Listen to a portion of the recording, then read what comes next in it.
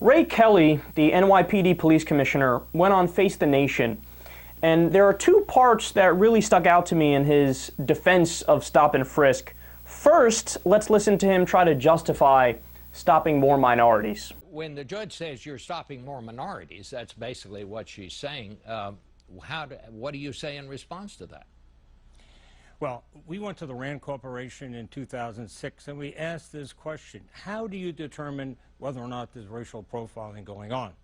They said that the appropriate formula to use, if you will, is the description of victims of violent crime, of the perpetrators of violent crime. And I can assure you our stops certainly comport with that.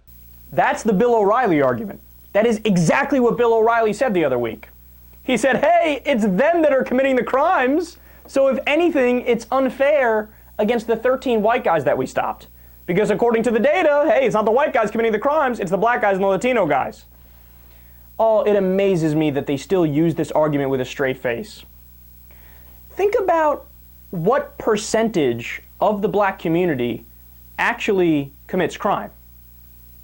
It is a teeny tiny percentage. But to Ray Kelly, if you're black, by definition, you're a suspect. So you just need to accept that they're going to look at you with extra scrutiny. Well, we could play that game too. So for example, a majority of mass shootings are done by white males.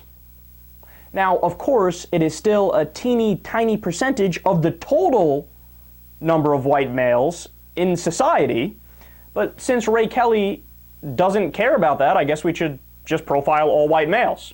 If we're going to use his logic, that's exactly what we would say. Or take, for example, abortion clinic bombings.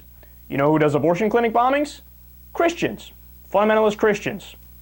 So according to Ray Kelly's logic, I guess we should profile all Christians. They are all suspects for terrorism. You see how ridiculous that is when you try to flip the script and you use a different group? But to Ray Kelly and Michael Bloomberg, as long as it's blacks and Latinos, it's okay to target them. Why? Because they don't have as much institutional power as, say, for example, the people on Wall Street. Now, I understand it, you understand it, that people are individuals. So you're supposed to judge people based on evidence and based on their actions, not based on some arbitrary profile and things like their skin color. I mean, that's just a random characteristic that has nothing to do with one's character. But take, for example, the people on Wall Street, right? I mean, these guys tanked the economy, committed crimes that foreclosed on millions of houses, sold predatory loans, committed fraud like at Goldman Sachs. They raided the US Treasury to then give bonuses to the failures that were CEOs that bankrupted their companies, right? And if you were to stop and frisk them, my guess is you'd find plenty of cocaine, plenty of illegal pills, and phone numbers for some high-priced hookers. But they don't care when it's the rich and the powerful committing crimes. Because again, the mindset is, by definition, the blacks and Latinos are more suspect and they deserve to be frisked. Whereas the guys on Wall Street who are committing the crimes that will take away your house and are white-collar crimes, well, they're good, upstanding citizens that wear a suit and tie to work, so we don't go after them. But as if all this wasn't enough, look, I'll give you the numbers like I gave you the other day. 87% of people stopped for a stop and frisk in 2011 were black and Latino. Only 52% of the population in New York City is black and Latino. So way out of proportion. So by definition, that is racist. Furthermore, to the people that would say, well, it's okay because they commit more of the crimes, but then why 90% of the time the stop and frisks were wrong? It only has a 10% success rate. Now imagine you go home when you're a kid and you show your parents a test that you got a 10 on. They would beat your ass. But Michael Bloomberg and Ray Kelly brag about their 10%. And that's not even to mention the fact that of all the different racial groups, you know which one was called with drugs and guns more often? White people. But all of these facts and statistics are irrelevant because Michael Bloomberg and Ray Kelly have their mind set.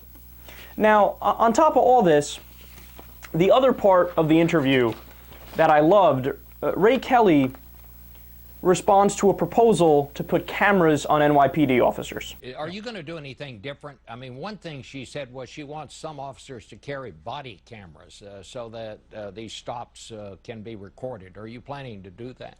Well, we're going to obviously apply for a stay, and the appeal will go forward. But the body camera issue opens up certainly more questions than it answers. Ah, that's priceless. So his argument to innocent people being stopped and frisked is, hey, if you're not doing anything wrong, it shouldn't bother you. So don't worry about it. But when you flip that argument around on him and say, hey man, if the cops aren't doing anything wrong, the camera shouldn't bother you, all of a sudden, he doesn't think that's a good argument. All of a sudden, yeah, you know, that raises more questions than it answers, and we filed an appeal because we're not in favor of it, and we totally want to cover up what the cops are doing because they're profiling people and they have no basis to search people. What? Did I say all that out loud? Look, it's incredible. It's like these guys are born incapable of detecting their own hypocrisy. But you know what? For the example with cameras, they've tried it in other places around the U.S. Guess what? When they put the cameras in place, the cops started doing a lot less bad things. There were a lot less violations. There were a lot less instances of racial profiling. Why? Because they knew they were being watched 24/7. They knew their actions were on tape, so they only did the job that they were supposed to do. Whereas stop and frisk, there is no evidence it works, and of course, it is blatantly unconstitutional. It's not open to debate, right? All the statistics I just went through in all the different ways, put that all aside because it doesn't matter. You're not allowed to do it. People have a protection, Fourth Amendment protection from unreasonable search and seizure, and what they're doing is unreasonable searches and seizures. They also have a right to equal protection under the law, and according to the very statistics, blacks and Latinos do not have equal protection under the law. It is time to scrap the stop and frisk law and put cameras on the NYPD officers.